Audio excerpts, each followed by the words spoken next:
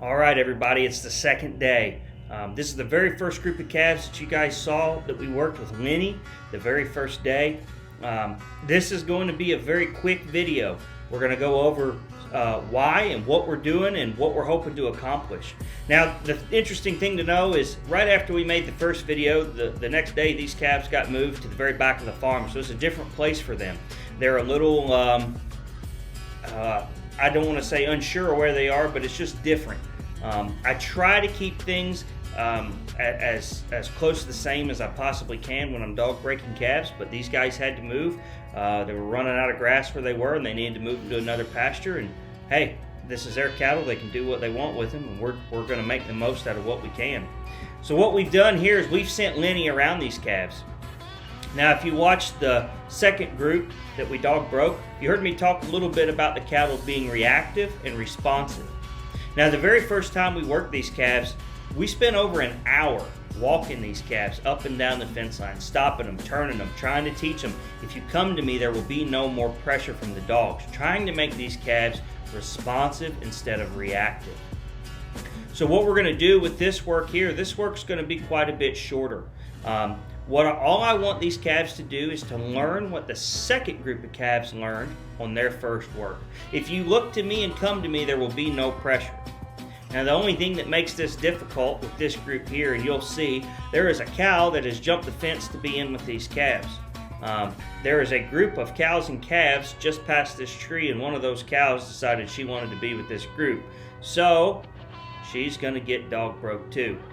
She does make things just a little bit difficult just because she doesn't know the program. Now, these calves, they still want to be a touch reactive. So I want to kind of narrow that down a little bit to where they're not so flighty. We have a lot of things kind of working against us here. They see all those other cows on the other side of the fence, so they're wanting to draw to them. But I can send Lenny on the back side of him at this point because I know that they're not going to panic when he bites. Had we not put all the work in the beginning, these things very well could just jump through the fence and go in with those other calves.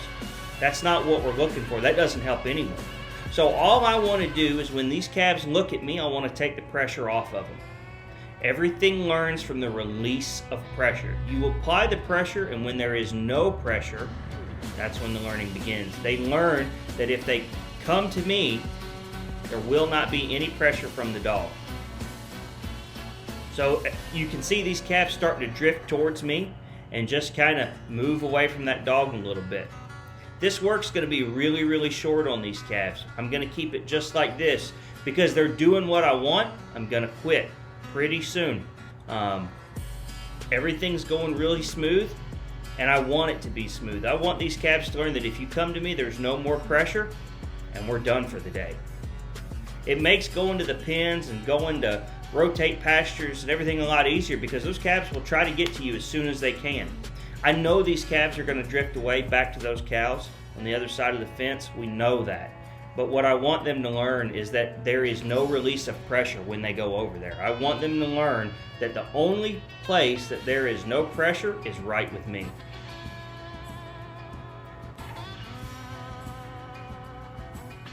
We kept that work pretty short and pretty sweet on those last calves. That's how we wanted it to be. Now, this is the second group here. I've sent the two dogs out after these calves, and this is Lori and Lacey. And this is a really, really cool video. You know, what's awesome about this is these calves are kind of spread out. And so I just send those two dogs around them, and I'm not saying a word. I'm just sitting here letting these dogs work. Now, the only reason that I can do that is because these dogs have seen lots and lots of cattle, and I know that I can trust them to do the right thing. These calves here, we put the time in on them the very first work, and they are very, very responsive cattle. So what you're going to see is these dogs are going to give these calves a chance to walk away, just like Lori right there, giving that calf a chance. Good job, Lori. And then she's going to kick and cover the next group. Once she gets this little group of calves moving towards me, she's going to move on. Now, what's really cool about Lori and Lacey is these two work extremely well together. It's pretty amazing to watch. This may be one of the coolest videos I have of these two dogs working. But more importantly, what I want you to see is look at these calves. Look at these calves. They're all just grouping up. I'm sitting in one place, and these calves are just going to group up, and hopefully they're all going to come right to me.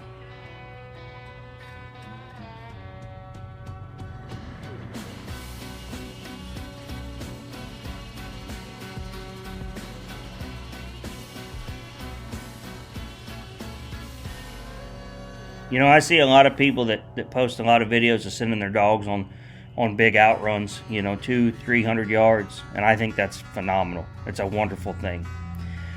But, you know, when I use these dogs, my main goal is for them to be useful helpers to me. And I try to set them up for success instead of failure. And I feel like if I was to sit at a gate and send a dog out across this field with all the dips and valleys and trees and little groups of brush, I feel like I'm setting them up for failure. You know, I rode out till we found this group of calves with my dogs and sent them around them. And if I was on a feed truck or something like that, I would do the exact same thing. You know, I want to preserve their energy. I'm asking them and expecting them to work hard for me all day, and I need to do all I can to make sure that I make their life as easy as I possibly can, because they're making my life a lot easier. Now here's what's cool. If you'll watch here, Lori's going to continue to bring this group. Now I did stop Lacey, and I gave her a look back whistle, and I flanked her back to these three at the pond.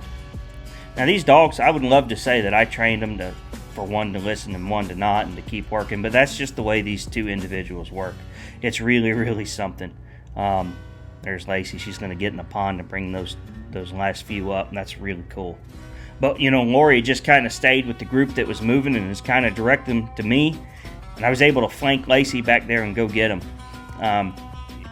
I would love to take credit for all that, but I can tell you that that's just two dogs that work extremely well together and read the situation well. They've done a lot of work together. A lot of work.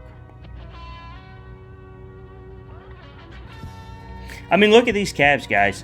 You know, who wouldn't want cattle to be handled this calmly? Look at this. These things are just grouped up and walking. Nobody's running. Nobody's panicked. You'd think I just hit a siren right there. Here they come, right to me.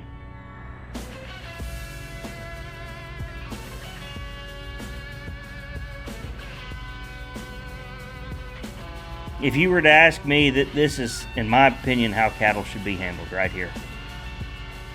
This is the second time I've worked these calves. Like I say, this is the bigger group of 80 that we dog broke. But what did we spend all of our time doing with these calves? Teaching them that if they came to me, there would be no pressure. And look at this. This is the second day, guys. We're going to take them to the pens tomorrow. How great is that? Thank you guys for watching the second video. I really appreciate it.